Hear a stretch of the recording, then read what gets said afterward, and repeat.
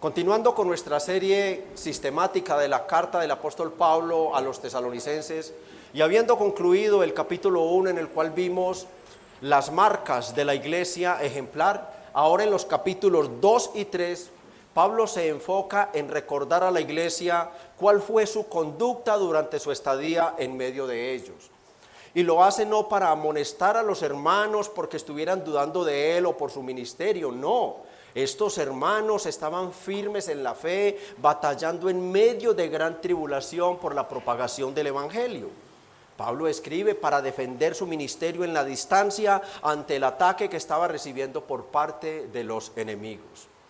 Los judíos que no habían creído, luego de la salida de Pablo, emprendieron una campaña de desprestigio contra los misioneros y su mensaje, el evangelio.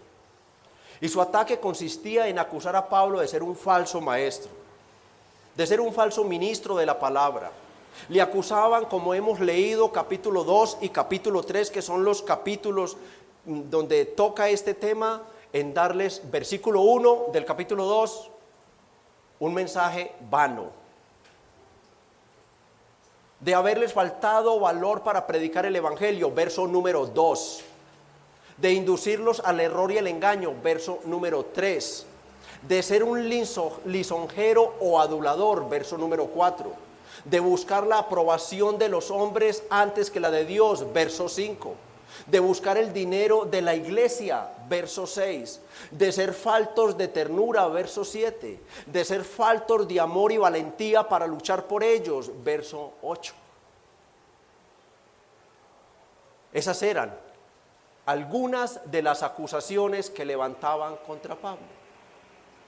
La meta de los enemigos era desprestigiar tanto como pudieran la persona de Pablo y su evangelio con un único propósito: destruir la recién establecida iglesia de Tesalónica.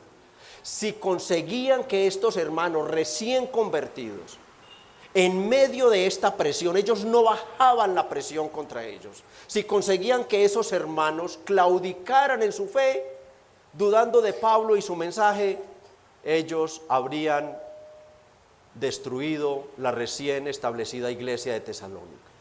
Y Pablo, cual pastor amante de su iglesia, enterado de este vil ataque, escribe bajo la inspiración del Espíritu Santo para defender su testimonio en la distancia, desvirtuando con sus argumentos las falsas acusaciones del enemigo, pero a la vez dejándonos para todas las iglesias de todos los tiempos una lección sobre lo que es el carácter de un verdadero pastor de la iglesia de Dios.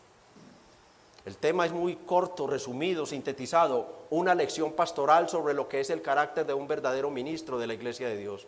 Ese es el tema de estos capítulos. Y el título que le he dado es un ministro ejemplar de la iglesia de Dios. En el capítulo 1 estuvimos viendo una miniserie de sermones sobre la iglesia ejemplar de Dios. Ahora podemos nosotros entender que esa iglesia ejemplar tuvo también un pastor ejemplar. Y de eso es que estaremos estudiando hoy y Dios mediante en los domingos venideros. Y hoy estaremos viendo principalmente 3 encabezados, en los cuales estaremos viendo marcas de un ministro ejemplar. Y estaremos viendo en primer lugar que un ministro ejemplar no teme a las adversidades por el evangelio, él no se amedranta. Versos 1 y 2. Vemos que un ministro ejemplar, un pastor ejemplar, vive es para agradar a Dios antes que a los hombres. Que se ofendan porque predico la palabra de Dios, que se ofendan. Él no busca agradar a los hombres, él busca ser fiel a Dios. Versículos 3 al 6. Y en tercer lugar, un buen ministro, un ministro ejemplar, ama y cuida a su iglesia hasta dar la vida de ser posible por ella, como lo vemos en los versos 7 al 8. Vamos pues a ver entonces nuestro primer encabezado para el día de hoy.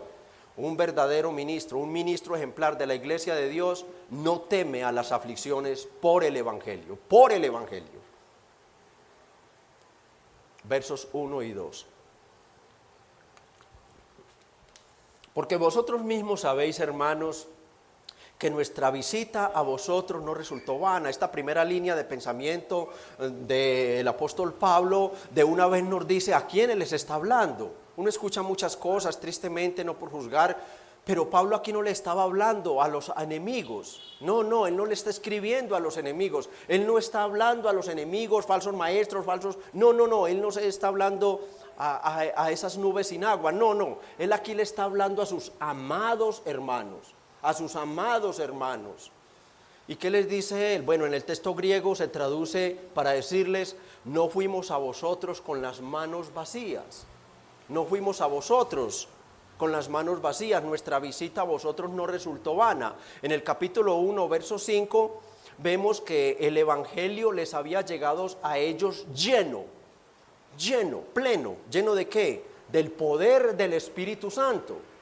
La acusación era que su visita no había tenido ningún resultado. Les decían: vean que no hay resultados, ustedes siguen siendo los mismos.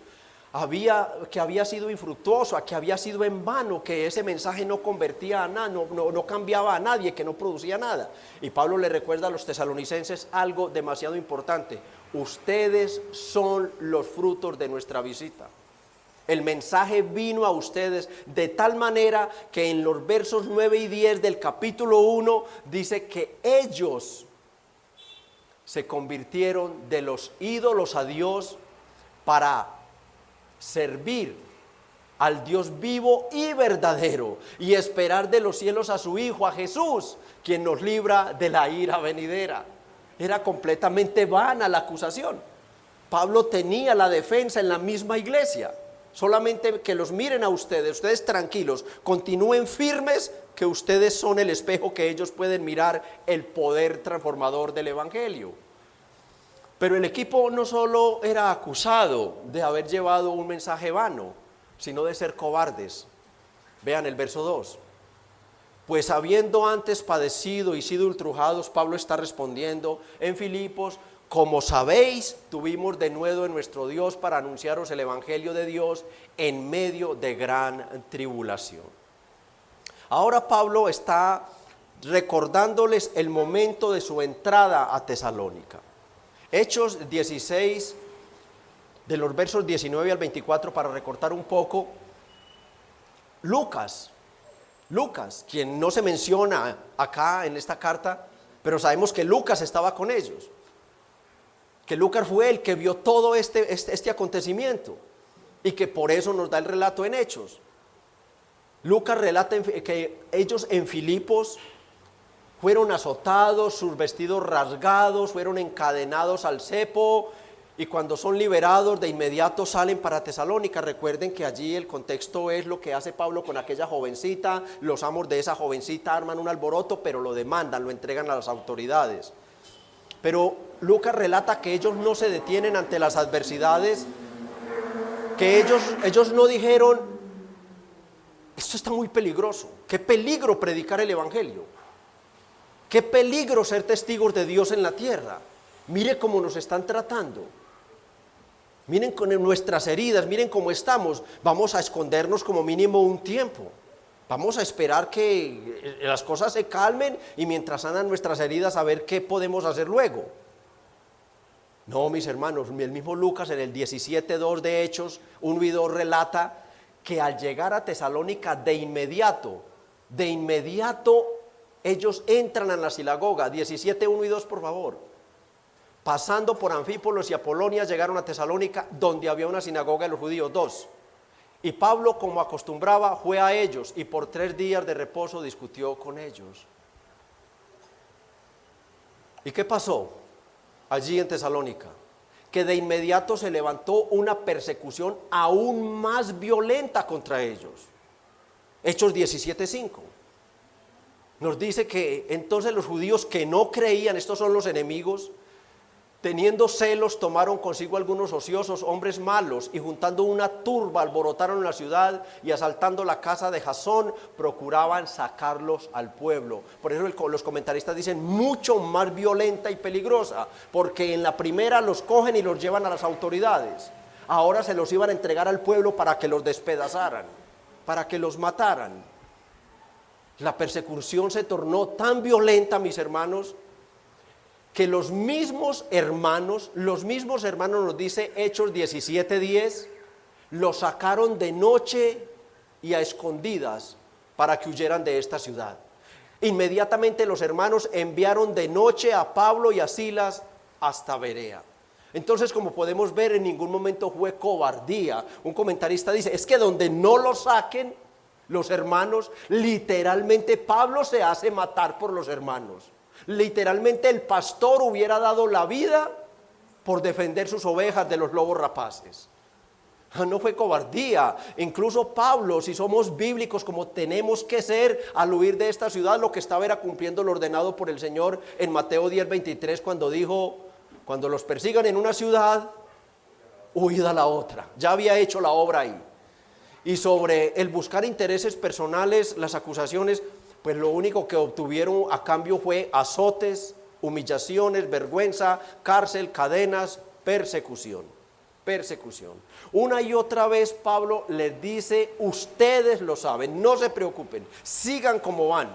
En el verso 1 les dice, porque vosotros mismos sabéis. En el verso 2, ¿cómo sabéis? En el verso 5, porque nunca usamos de palabras lisonjeras, como sabéis. En el verso 10, vosotros sois testigos. En el verso 11, así como también sabéis. Se estaba únicamente dirigiendo a sus hermanos y les estaba diciendo, ustedes son nuestros testigos y defensores delante de nuestros acusadores. Ustedes son nuestra defensa. Ustedes son los que están allí para poner la cara y responder por el equipo misionero. Ustedes lo saben.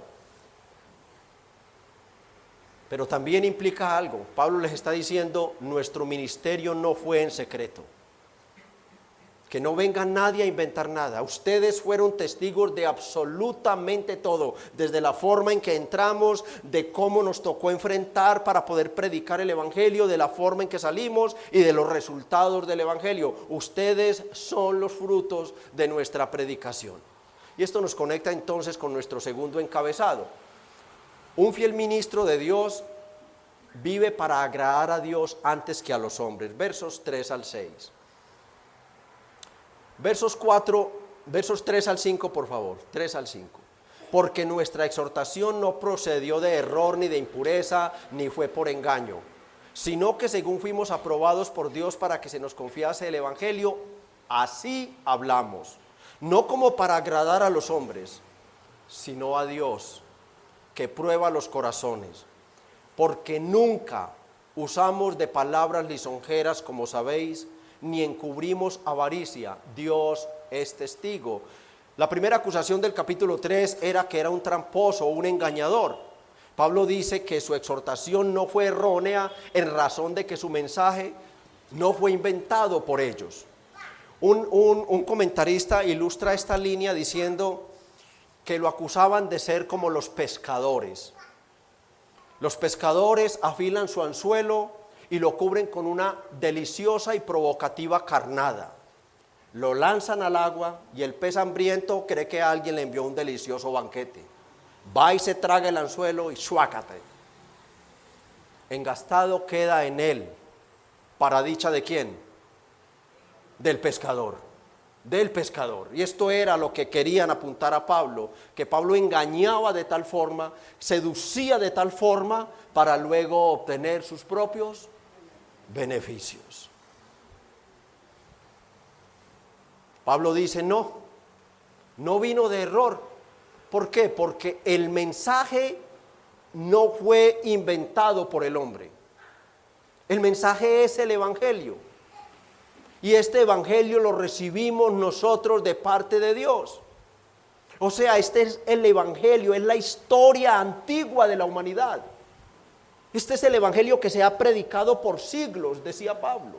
Este es el evangelio que sale a la luz por primera vez en Génesis 3:15, con aquella primera promesa de redención para el pecador, dada a nuestros primeros padres. Una promesa que luego cubre, avanza todo el Antiguo Testamento hasta conectar con el Nuevo Testamento, con el cumplimiento de esa simiente de la mujer que era Jesucristo. Ese es el Cristo que él predicaba allá. Ese es el Cristo que él les predicó en la sinagoga. Él no hablaba para agradar al oído de los hombres, no. Él no usaba palabras elocuentes, no. Su mensaje ya estaba establecido por Dios y él de ese mensaje no se movía. Pablo era un hombre que predicaba fielmente el mensaje que le había entregado el Señor. ¿En qué se apoyó Pablo para dar su mensaje según Lucas en Hechos 17, 2 y 3? ¿En qué se apoyó? Bueno, dice que declarando y exponiendo por medio de las Escrituras que era necesario que el Cristo padeciese y resucitase de los muertos, y que Jesús, a quien yo os anuncio, decía, es el Cristo. Como podemos ver, hermanos, Pablo, nos dice el autor inspirado, declaraba y exponía por medio de las Escrituras. Allí no había ninguna invención humana. Pablo era un hombre solo Escritura, solo Escritura. En 1 Corintios 2, 1 y 2 dice, desde el 1 por favor: así que, hermanos, cuando fui a vosotros para anunciaros el testimonio de Dios, no fui con excelencia de palabras y sabiduría. Esto ha existido por los siglos, esto ha existido desde los principios. Los hombres que les gusta es escuchar palabras que les halaguen a ellos, palabras que les seduzcan, palabras que los entretengan, palabras que los hagan sentir importantes. Eso era lo que existía en esos tiempos de aquellos predicadores o filósofos callejeros, esos dos poetas y todo. En el verso 2 dice, pues me propuse no saber entre vosotros cosa alguna, sino a Jesucristo y a este crucificado. Esa es la predicación bíblica, esa es la predicación de Pablo: llenar todo de Cristo, llenar todo de la obra de Cristo, llenar todo de su promesa de Génesis 3:15, llenar todo de su venida a este mundo en un estado de humillación tan terrible, engendrado en las entrañas de una mujer que él había creado, estar allí entre todos aquellos líquidos que él mismo diseñó para que el bebé pueda desarrollarse allí en el útero de aquella mujer, vivir, nacer en la pobreza más absoluta. Quienes vivimos en el campo y tuvimos caballeriza sabemos a qué huele eso, a qué huele ese orín revuelto con el estiércol, el pasto destruido, las moscas, los zancudos. En ese ambiente, ese era el Cristo que Pablo predicaba, que luego vivió 33 años bajo la burla, la humillación, el desprecio, la aflicción, la amenaza y todo lo demás. Pero aparte de eso, él les dijo allá en Hechos 17 que ese Cristo tenía que padecer, que ese Cristo tenía que ser afligido. ¿Por quiénes? Por nosotros, hermanos, por nosotros. Pablo llenaba todo de Cristo. Me propuse no saber entre vosotros cosa alguna, sino a Cristo y a este crucificado. Hay que llevar a Cristo a la cruz. Nosotros no podemos dejar a Cristo en la tierra. Hay que pasarlo en la predicación por la cruz, porque en la cruz es donde se consuma lo que nos dijo el apóstol en el capítulo 1, verso 10. Él murió para librarnos de la ira venidera. Si no muere, hermanos, la ira estaría sobre nosotros, la condenación sería segura, hermanos. Pablo les predicaba de la ira de Dios. ¿Cómo no se iban a ofender los paganos? ¿Cómo no se iba a ofender esas personas que se creen buenas? Yo no mato, yo no robo, yo creo en la Virgencita, en San Pedro, en San Pablo, en las ánimas del purgatorio, yo soy buena. No, Pablo le decía, estás depravada, mujer, vas para el infierno. La ira de Dios viene sobre ti. La ira de Dios viene sobre ti.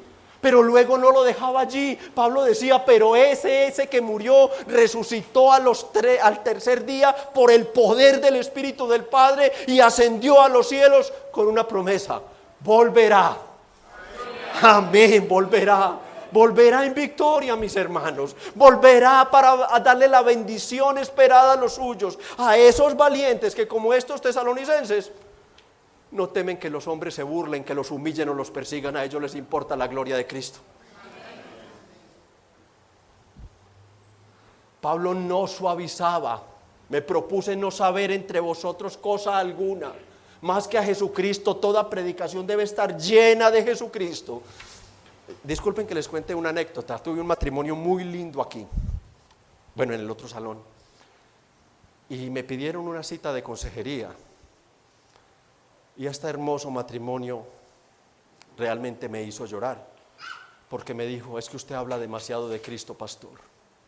Yo les dije, y creo que a algunos ya se los he contado, porque en un sermón que se prestó también lo hice, y les dije, de 1 a 10, ¿cuánto hablo de Cristo? De 1 a 10, y me dijo, por ahí 8. Y les dije, me siento triste, pero a la vez alegre. ¿Cómo que se siente triste? Sí, porque yo debo hablar es de 1 a 10, 10. 10. Pero me siento alegre porque ustedes me han hecho saber que tengo que hablar más de Cristo. Oh, mis hermanos, que Dios me los bendiga donde estén.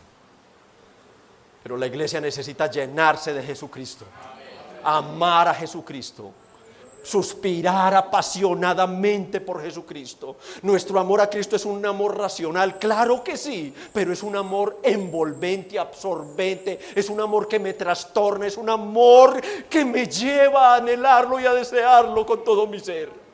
No hay nadie más importante que Cristo para un creyente que sabe que Él vino a esta tierra, hizo todo este proceso, pasó por la cruz para librarlo de la ira venidera. Ese era el Cristo que Pablo predicaba. Y él dice, no hay engaño porque es que este es el evangelio. ¿Quién iba a inventar esto? ¿Quién iba a inventar? Sigan como van, mis hermanos. Pero en el contexto, mis hermanos, era común que llegaran a las ciudades caravanas de comerciantes, filósofos y poetas callejeros y otros hombres llamados sofistas, hombres doctos en el arte de la palabra, de la labia, del hablar, lo que nosotros llamamos en nuestro lenguaje o aquí a lo paisa cuenteros o culebreros. Esos, su fin era entretener con su palabrería muy elocuente pero engañosa. Así seducían al público, casi lo hipnotizaban hasta lograr venderle sus mercachifles, sus cachivaches, que solo ellos sabían para qué servían. Porque el propósito era seducirlos tanto para sacarles el dinero. Entonces con estos era que estaban confundiendo a Pablo. Con esos hombres comparaban a los ministros del Señor. A hombres aduladores, falsos maestros, falsos pastores, sobre los cuales Pablo advirtió al pastor Timoteo y a todos los pastores de ahí en adelante en 2 Timoteo 4, del 1 al 4, te encarezco delante de Dios y del Señor Jesucristo, que juzgará a los vivos y a los muertos en su manifestación en su reino. ¿Qué es lo que tú suplicas, Pablo? Que prediques la palabra. Los ministros de Dios tienen que ser solo escritura. Los ministros de Dios no tienen por qué inventar absolutamente nada. No, los ministros de Dios tienen que decirle, usted pecador, usted ya se arrepintió y se entregó a Cristo, usted va para el cielo. Usted contenido en su pecado, usted va para el infierno. Usted está condenado o condenada. Los ministros de Dios predican solo la palabra. El que en él cree no es condenado, pero el que no cree ya ha sido condenado, ya. Sale ahorita por esa puerta, amigo o amiga que está aquí, y si no ha creído en Cristo, usted va para el infierno. Porque Cristo es Dios. Y usted rechazar a Jesucristo es rechazar a Dios. Y fuera mejor que fuera y se le metiera una tratomula de una vez para que no amontonara más ira para el día de la ira de Dios. Crea en Jesucristo, crea en Jesucristo. Él es el camino, la verdad y la vida. Y nadie irá al cielo, al Padre, si no es por medio de Él. Él es Dios, Él es Dios. Magnífico, poderoso, supremo, máximo. Ese Cristo rechazado por los hombres es aquel que se ha convertido por la autoridad del Padre en juez y Señor de cada alma. Él juzgará los pecados de los hombres. Él por medio de Jesucristo. Él es aquel ante el cual toda rodilla se doblará y toda lengua confesará que Él es Dios para la gloria del Padre. Y tú lo desprecias, confirmando tu condena. Ese era el Cristo que predicaba nuestro amado pastor, apóstol, misionero y hermano Pablo. Que prediques la palabra, pero mírenlo la razón. Que instes a tiempo y fuera de tiempo, redarguye, reprende, exhorta con toda paciencia y doctrina. ¿Por qué, Pablo?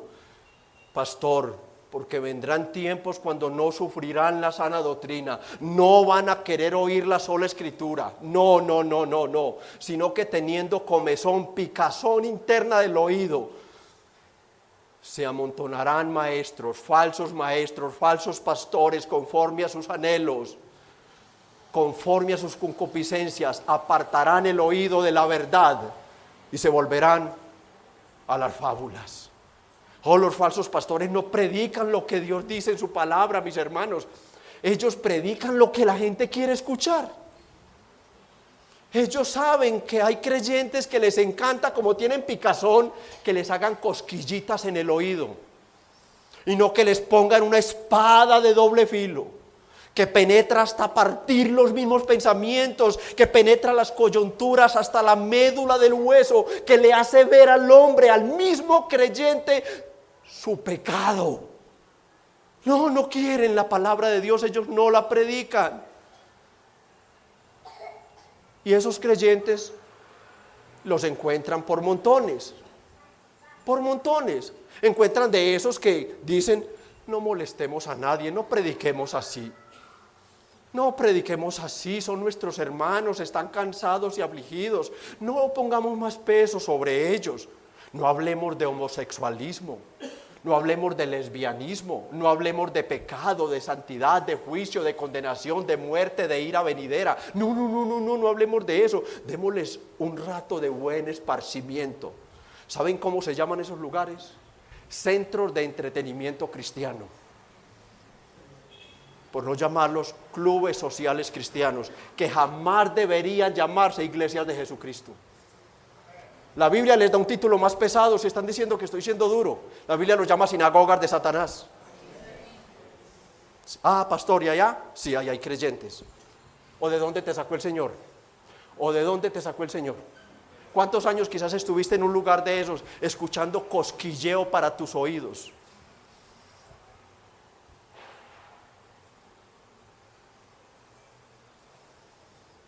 Pero nosotros, hermanos, fuimos puestos por Dios para predicar fielmente todo su consejo, no para dar mensajes livianos al oído de los oidores, no para satisfacer los caprichos de los hombres, no para sentir bien a nadie. Porque hay que decirle a esos hermanitos: es que tú no miras a Jesucristo, es que tú crees que Cristo tuvo una vida liviana, llena de placeres, llena de comodidades. Es que no te has comparado con Jesucristo. Es que no te has puesto en la balanza del Señor a ver dónde caes tú. Es que no te has puesto en la balanza de Pablo. No venimos a la iglesia a sentirnos bien, venimos a darle gloria a Cristo, porque murió para librarnos de la ira venidera. La parte humana, la parte carnal y pasional nunca se sentirá bien en un lugar santo.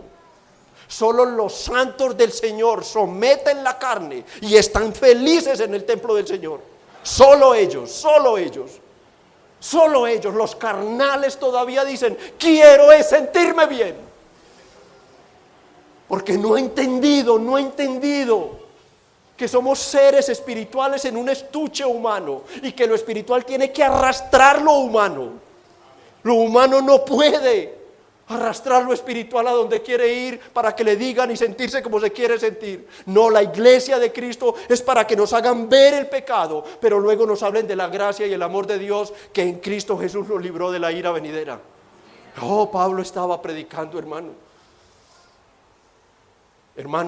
y hermana que son miembros de esta iglesia. Nunca vayas a elegir a un hombre de esos como pastor de esta iglesia. Si no predica fielmente todo el consejo de Dios, incluido el infierno, la ira, el juicio, la muerte, por muy bien que hable, por mucho seminario que tenga encima, no lo elijan como pastor. Si no predica la sola escritura, no lo elijan. Conforme a 1 Timoteo 3 del 1 al 7 y Tito 1 al 9, la Biblia demanda, por orden del mismo Pablo, que el candidato a pastor sea un hombre que cumpla con una lista de requisitos. Pero mi hermano, aunque en el papel tú creas que cumple con ellos, pruébalo primero. La iglesia bíblica tiene una bendición de parte de Dios, y es que nunca envía un pastor ordenado a abrir una iglesia. Ese comisionado pastoral va a estar allí mínimo un año, y si ustedes al año no lo han visto que predica fielmente el consejo de Dios, aun aquellas cosas que le molestan, aun aquellas cosas que nos incomodan y nos hacen retorcer en la silla, cuando nos dicen hipócritas, cuando nos dicen falso creyente, ten cuidado con tus marcas, ten cuidado con tu testimonio. Ese que predica así, si no predica así, díganle: te quedas otro año como mínimo, o 2 años. Y si tienen que decirle: tú no eres nuestro pastor, no vemos en ti, tú no predicas fielmente todo el consejo de Dios, no lo vayan a elegir, porque vendrán consecuencias.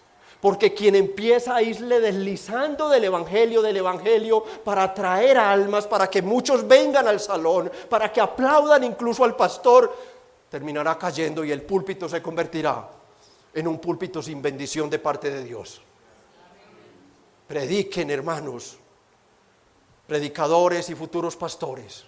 Nunca busquen ustedes agradar primero al hombre que a Dios. Nunca lo hagan. Nunca lo hagan. Mejor 10 de 1000 fieles y sinceros a Dios que 1000 solamente porque le estás haciendo cosquillitas en el oído. Quédate con los que son. Pablo y sus compañeros no pertenecían a esa clase de hombres. No usaban palabras lisonjeras ni encubrían avaricia. Pablo no era un predicador de prosperidad. Y bendito sea el Señor y que nos guarde, y nosotros tampoco, mis hermanos. Nosotros predicamos, sí, una prosperidad poderosa, una prosperidad tan abundante que jamás se terminará. Nosotros predicamos la abundancia de la prosperidad espiritual en Cristo Jesús. O que dice Efesios 1:3, bendito sea el Dios y Padre de nuestro Señor Jesucristo, que nos bendijo con toda bendición espiritual en los lugares celestiales en Cristo. Pablo oró por los efesios para pedirle a Dios que les abriera el entendimiento para que ellos entendieran la riqueza de la herencia de la gloria que les esperaba a los santos. Sí, predicamos prosperidad, pero prosperidad espiritual. Predicaban fielmente el consejo de Dios, así los hombres se molestaran porque la palabra les parecía dura e incluso se fueran. ¿O acaso no fue eso lo que le pasó al Señor en Juan 6:60? ¿Acaso el Señor no estaba hablando y allí le dicen los discípulos, dura es esta palabra, ¿quién la podrá oír? Y en el 66 del 60 dice que desde entonces muchos se volvieron atrás y no seguían al Señor. Y en el 67 le pregunta a los 12, ¿acaso queréis iros vosotros también? Y Pedro siempre poniendo la cara dice, Señor, en el 68, Señor, ¿a quién iremos? Tú tienes palabras de vida eterna. Y esas palabras eran las que predicaba Pablo, palabras de vida eterna. Esas palabras fueron las que usó el Espíritu Santo para convertir, hermanos, aquellos que estaban en la sinagoga. Esa fue la palabra que usó el Espíritu Santo para convertirlos de los demonios a Dios. Esa fue la palabra, hermanos. Y esas palabras son las que tenemos que predicar, así nos cueste morir por ellas. Esas son las palabras que tenemos que predicar. Esas son las palabras que ustedes como iglesia tienen que orar de noche y de día por sus pastores. Señor, dales valor a esos hombres, dales energía, energízalos con el poder de tu Espíritu Santo para que prefieran morir por la palabra que ir a darles un mensaje lisonjero para estar bien con algunos. No, mis hermanos. Ese es, cueste lo que nos cueste, mis amados y futuros pastores de esta iglesia, esa es la predicación que tienen que predicar. Esa es, hermanos. Esas son las palabras, las únicas palabras que tienen poder para salvar a un pecador. Esas son las únicas palabras. Y esas son las únicas palabras que tienen poder para santificar a la iglesia. Esas son las únicas palabras, las que vienen de parte de Dios. Pablo no suavizaba el mensaje para agradar a los hombres y así obtener su dinero, verso 6. Ni buscamos gloria de los hombres, ni de vosotros, ni de otros, aunque podíamos seros carga como apóstoles de Cristo. En esta línea, Pablo de nuevo recalca la gloria de Dios, pero también les deja claro que él podía, porque él era un apóstol, exigir que la iglesia lo sostuviera, que la iglesia proveyera para ellos, para él no tener que trabajar, porque es un deber de las congregaciones ver por el bienestar económico de su pastor. La iglesia debe estar preocupada para que su pastor no le falte absolutamente nada de lo necesario, nada extravagante, pero deben velar por él. Esas son las necesidades económicas. Pablo dice, yo renuncié a ese derecho para no serles una carga. En primera de Pedro, capítulo 5, versos 1 al 4, Pedro le recuerda a los pastores cuáles son sus verdaderos deberes. Primera de Pedro, por favor, en pantalla. Igualmente, primera de Pedro.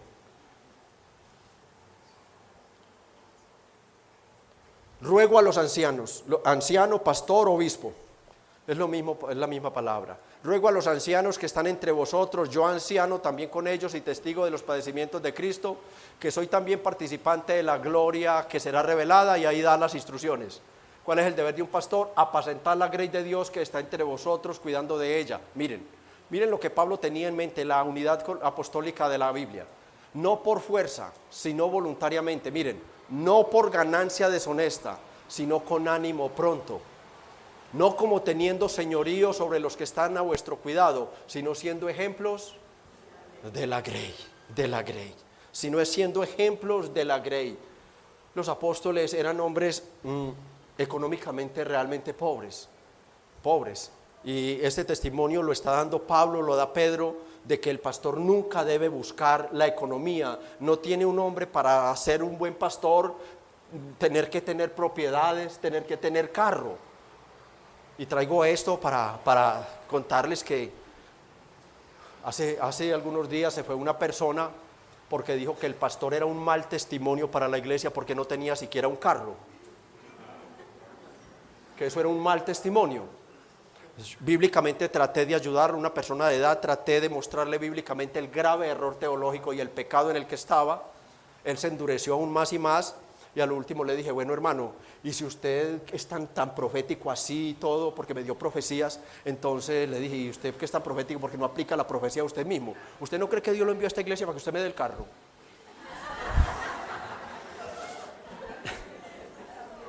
Las cosas que nos toca a los pastores escuchar y vivir, amados. Y Pablo como pastor los tenía en cuenta, tenía realmente qué es un pastor, tenía qué es en cuenta un pastor. No, un pastor no anda predicando economía, no, Dios es soberano y al que quiere enriquecer, enriquece. Aquí hay ricos, aquí hay personas ricas, gloria al Señor por ellos. Aquí hay personas con una economía, bendito sea el Señor, libre, fluida, gloria al Señor. Pero aquí no hemos orado, ni vamos a orar por ese tema. No, oramos para que no le falte y que prospere al que Él quiera para su santa gloria. Porque qué tal que Él enriquezca al pastor y entonces el pastor empiece a predicar economía.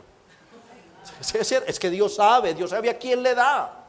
Él no se equivoca. La agenda de Dios es perfecta comparada con nuestra pobre y deprimente agenda. Los planes de Dios son superiorísimos a los de nosotros, mis hermanos. Pablo como pastor no era de estos, ni lo acusaban. Si lo acusaban, hermano, Pablo dice, vosotros sabéis y Dios es testigo. Esto es, juro por Dios, que no busqué su dinero, ni fui a buscar nada de ustedes, antes fui a darles todo de mí. Entonces, habiendo visto que un ministro ejemplar de Dios no teme a la adversidad y vive y predica para agradar a Dios antes que a los hombres, veamos ahora en tercer y último lugar que un ministro ejemplar es tierno, ama y cuida a su iglesia. Versos 7 y 8. Antes fuimos tiernos entre vosotros como la nodriza que cuida con ternura a sus propios hijos. Tan grande es nuestro afecto por vosotros que hubiéramos querido entregaros no solo el evangelio de Dios, sino también nuestras propias vidas, porque habéis llegado a sernos muy amados, traduce el griego. Muy queridos. Tomando el verso 6, la parte final del verso 6, que es la que nos conecta con este verso, podemos entonces decir que antes de serles una carga económica, vuelve al verso 6 para que podamos conectarlo con la parte final. Aunque podríamos seros carga como apóstoles de Cristo, ahora sí 7, antes fuimos tiernos, ¿se dan cuenta? Antes fuimos tiernos entre vosotros como la nodriza que cuida con ternura a sus propios hijos. 8, tan grande es nuestro afecto por vosotros que hubiéramos querido entregaros no solo el evangelio de Dios, sino también nuestras propias vidas, traduce es nuestras almas, porque habéis llegado a sernos muy amados o muy queridos, como traduce la Reina Valera. Pablo dice, no impuse autoridad apostólica, lo que ustedes lo creyeron fue por obra del Espíritu Santo. Yo no los obligué a que escucharan nada, pero tampoco les exigí ninguna clase de ayuda económica. Por el contrario, yo fui como una madre que cuida a sus niños con ternura, dándoles el mejor alimento.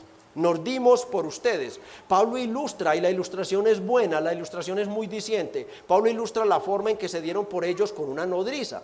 En los tiempos del apóstol Pablo, Una nodriza era una mujer esclava principalmente, entrenada para cuidar y alimentar de sus propios pechos a los niños de sus amas. Y esto lo hacían con cuidado y con ternura. Pero Pablo lo que está aquí es comparando su ministerio con una nodriza que no amamantaba a los niños de otra madre, sino con una nodriza que como madre en propiedad amamantaba y cuidaba a sus propios hijos con gran ternura, dándoles el mejor alimento y dando la vida por ellos de ser posible. El punto es ese, mis hermanos, el punto de la ilustración es este que acabo de decir. Esa nodriza, la nodriza que cuidaba a los de su ama, hermanos, los cuidaba con ternura y todo lo demás, pero no daría la vida por ellos. No daría la vida por ellos, por los niños de otra madre, pero sí por los suyos. Por eso dice en el verso 8, tan grande es nuestro afecto por vosotros que hubiéramos querido entregarlos no solo el evangelio de Dios, sino también nuestras propias vidas, traduce la Reina Valera, nuestras propias almas, porque habéis llegado a sernos muy amados. Pablo se entregó por ellos con la ternura, amor, cuidado y valentía de una verdadera madre. Les dio el mejor alimento, como dice Primera de Pedro 1 y 2. Les alimentó con la leche pura del evangelio, porque sabía que esa leche pura, que ese evangelio era el que iba a levantar a esos niños fuertes. Y yo creo que se le estaba yendo la mano, porque estos tesalonicenses salieron demasiado fuertes y valientes, hermanos. ¿Qué? ¿Has probado de ese alimento? Quien prueba de ese alimento se alimentará de él toda su vida. Toda su vida, mis hermanos. Y esos efectos de esos primeros alimentos son los que dan la base, el fundamento para uno seguirlo deseando y convertirse en un cristiano fuerte. Llegó a amarles en verdad, hermanos, en verdad. En el capítulo 1:5 dice a sus hermanos: vosotros sabéis cuáles fuimos entre vosotros por amor de vosotros. Les amaba con el amor entrañable, por poco enloquece pensando que podían caer en la mentira de estos enemigos y volverse atrás. Capítulo 3, versos 1 y 5 que leímos. Vos, por lo cual no pudiendo soportarlo más, cuando Pablo se entera de las artimañas, de la estrategia de estos enemigos, este pastor bendito casi enloquece, mis hermanos. Este tesalonicenses, amado, casi enloquece. Capítulo 3, verso 1. Cuando Timoteo le dice: no, es que el ataque es de esta y esta manera, están atacando es el evangelio de Cristo, lo que apuntan es a destruir la iglesia. Entonces Pablo les dice, capítulo 3, verso 1, por lo cual, no pudiendo soportarlo más, acordamos quedarnos solos en Atenas. Y en el verso 5, por lo cual también yo, no pudiendo soportarlo más, envié para informarme de vuestra fe, no sea que os hubiese tentado el tentador y que nuestro trabajo resultase en vano, infructuoso. Pablo, cual pastor, hermano, nos da una lección de lo que es el verdadero corazón de un ministro de la palabra de Dios. En el verso 17 nos dice, del capítulo 2, nos dice que él sufría, hermanos, él sufría por las iglesias. Y un comentarista traza esta línea diciendo: como una madre sufre y suspira deseando volver y besar el rostro de su niño que ha muerto. O sea, esa era la pasión, el sufrimiento de Pablo cada que pensaba en la iglesia. El comentarista hace su exégesis y dice: es como una madre que perdió su niño amado, que nunca hizo nada contra ella, que lo perdió en una edad donde todavía no sabía que era blanco ni negro, donde todavía no había mentira ni engaño ni rabietas, y lo deseaba esa madre volver a verlo, tenerlo en sus brazos y besarlo. Y el comentarista dice: así deseaba Pablo volver a ver a estos hermanos. Ese es el corazón de un pastor que está a la distancia sufriendo por una iglesia que está siendo atacada en su nombre. Y él sabía que la iglesia era su escudo, era su defensa. En el verso 20 Pablo los llamó mi gozo y mi corona. Pablo les dice en el verso 19 y 20: miren, el día del Señor vendrá. Yo estoy tan seguro que ustedes son genuinamente salvos, que el día que Él venga, Porque ¿cuál es nuestra esperanza o gozo o corona de que me gloríe? ¿No lo sois vosotros delante de nuestro Señor Jesucristo en su venida? Yo meditaba en esto, mis hermanos, por allá encerradito haciendo el estudio. Y uno tiene sus fantasías espirituales, ¿verdad? Todas las tenemos, creo yo. ¿Uno se imagina cosas del cielo o no? Ah, bueno, entonces yo me imaginaba a Pablo parado al lado del Señor o cerca del Señor y ver el desfile de esta hermosa iglesia, saludando y el Señor abrazándolos. Ah, eso es gozo y corona mía el día del Señor, hermanos. Eran unos hermanos realmente amados, hermanos. ¿Y cómo debe amar un pastor a la iglesia? A veces uno dice les amamos en Cristo y a veces las palabras suenan como simplemente palabras, pero Dios es testigo del sufrimiento, del padecimiento y de la angustia que se agolpa en nuestros corazones, como dice Pablo, por ustedes. Mientras más avanzamos en la iglesia, más vamos conociendo cada situación. Uno ya hace el paneo y tiene que hacer un esfuerzo. Este hermano está pasando por esta por esta, este matrimonio por esto, este con estos hijos, este con esto, este con esto. Y mientras más conozca la iglesia, y sea el momento para decirles, hermanos, los quiero conocer a quienes no se han dado a conocer, por favor llamen, preparen una cita para atenderlos y nos conozcamos un poco. Somos la familia eterna, no vamos a ser separados, hermano. No vamos a ser separados, estaremos eternamente justos. Conozcámonos, hermanos, conozcámonos y ayudémonos los unos a los otros. Que algo nos dará el Señor en esa entrevista, en esa consejería, mis hermanos. No luchen solos, por favor. No luchen solos, peregrinos, que no se puede vencer solos en este mundo. Dios nos ha puesto como miembros de un mismo cuerpo y a ese cuerpo, siendo Cristo el pastor verdadero, les ha dado pastores que también les aman en Cristo. Ahora, ¿de quién aprendió Pablo todo esto? ¿De quién? Claro, mis hermanos, Hebreos 13:20 lo aprendió del gran pastor de las ovejas. Lo aprendió de Jesús. Solo Él amó sus ovejas con un amor tan grande que Él dijo en Juan 10:11, yo soy el buen pastor y el buen pastor su vida da por las ovejas. Pablo, de ser necesario, hubiera dado su vida por la iglesia, como dice también acertadamente el comentarista, si estos hermanos no lo sacan de noche. Primero la providencia de Dios, claro está, pero si no lo sacan de noche, Pablo se hace matar por ellos. El fiel pastor debe imitar a Pablo, no solo en predicar la sola escritura, no solo en llenar el púlpito de Cristo, sino en hacerlo sin ningún temor a los hombres. Algunos se han ido y otros se irán, pero Dios traerá los suyos. Dios los traerá, mis hermanos. De ser necesario, como dice nuestro pastor Sergio, que Dios nos coja con las botas bien puestas para dar la vida por Él y defender la iglesia de los lobos rapaces. También aprendemos el valor de un pastor fiel para la iglesia. No son muchos, mis hermanos, créanme que para la gloria de Dios lo decimos. No son muchos. La iglesia debe orar por ellos y cuidar de ellos. La iglesia debe preocuparse por ellos. La iglesia debe cuidarse de cualquier acusación falsa contra un verdadero ministro de la palabra. En 1 Timoteo, el mismo Pablo le dice al pastor Timoteo, pastor de una iglesia de Éfeso, contra un anciano no admitas acusación, sino con 2 o 3 testigos. No tomes a la ligera la acusación de un mal hermano o de un enemigo de la iglesia contra tu pastor. Oren por los pastores para que el Señor nos mantenga fieles, recordando que lo más importante no es cómo estoy corriendo mi carrera, mis hermanos, sino cómo la termino.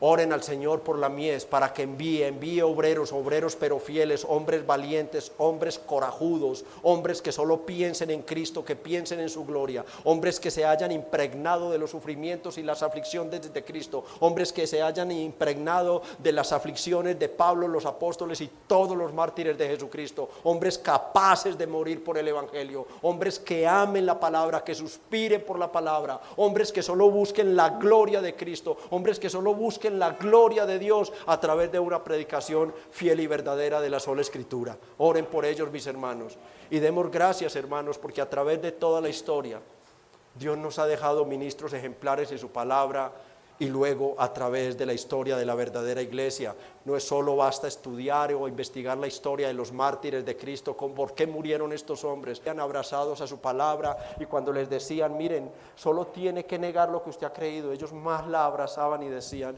si esto es lo que yo he creído y he enseñado a otros y otros han muerto por creer lo que yo les he explicado, ¿cómo no he de morir yo por lo que yo creo? Y morían y eran quemados.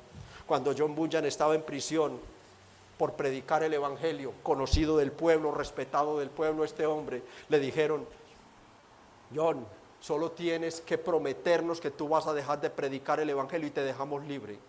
Y él decía, ante Dios les prometo una cosa, yo se las prometo, sí, que sea aquí en la prisión o fuera de ella, yo sigo predicando el evangelio. Que Dios nos permita ese valor, mis hermanos. Amigo, tú que has creído, que no has creído en Cristo, tal vez porque has escuchado que los pastores son ladrones y estafadores. Estamos de acuerdo. Yo los delato desde aquí del púlpito. Son ladrones y estafadores muchos de ellos. Pero no te puedes llenar de amargura por eso, porque tú eres culpable si no vienes y escudriñas la Biblia y conoces las marcas que has visto hoy y escuchado de un verdadero ministro de la palabra. Todavía quedan pastores, como cantábamos, hermanos. Todavía quedan pastores que dan la vida por sus ovejas. Todavía quedan pastores que no les importa si no tienen un peso ahorrado para irse a vacaciones y si no tienen carro. No les importa nada de eso, mis hermanos. Me importa tu alma, me importa tu alma. Y por eso hoy, en el nombre de Jesucristo, yo te pido, arrepiéntete y entrégate a Jesucristo. Te vas a morir al igual que yo. Eres una criatura sentenciada a muerte. Amigo o amiga, hoy a las 6 de la tarde te queda un día menos de vida. Gústete o no. Él lo ha dicho, que la paga del pecado es la muerte, y Él es soberano y sublime, y en su providencia te ha decretado cuántos días son los días de tu vida. Tú no lo sabes. No digas voy a pensarlo, no lo pienses, porque pensándolo te mueres y resultas en el infierno. Ven a Cristo, amigo, ven a Cristo, y por medio de Cristo conocerás lo que es un verdadero pastor, y conocerás esos pastores valientes que suspiran por dar la vida por aquellas almas por las que murió Jesucristo. Ven a Cristo, amigo, y escapa de la ira venidera. Por favor, inclinen su rostro y demos brevemente gracias a Dios. Amado Padre, Señor de todo consuelo y esperanza, gracias por tu obrar aquí en este lugar, en esta iglesia, y en esta partecita de tu iglesia universal. Gracias te damos, Señor. Llena esta iglesia del Evangelio de Cristo, te lo pido. Llénala de Jesucristo, llénala de amor y pasión por Jesucristo. Haz que esta iglesia suspire por estar con el Señor. Que esta iglesia aprenda, Señor, que Cristo no murió para darnos comodidades y felicidad en este mundo, sino para librarnos de la ira eterna, de la condenación en el infierno, y que Cristo volverá un día y con Él la recompensa para los que le esperan. Oh, bendice este pueblo, Señor, que has congregado en Bello, y por favor te suplicamos, continúa trayendo las almas a este lugar. Continúalas trayéndolas, Señor, para que se preparen para ese día maravilloso que nos espera. A ti nos encomendamos, muy agradecidos, Señor, por tu palabra, en el nombre de Jesús. Amén.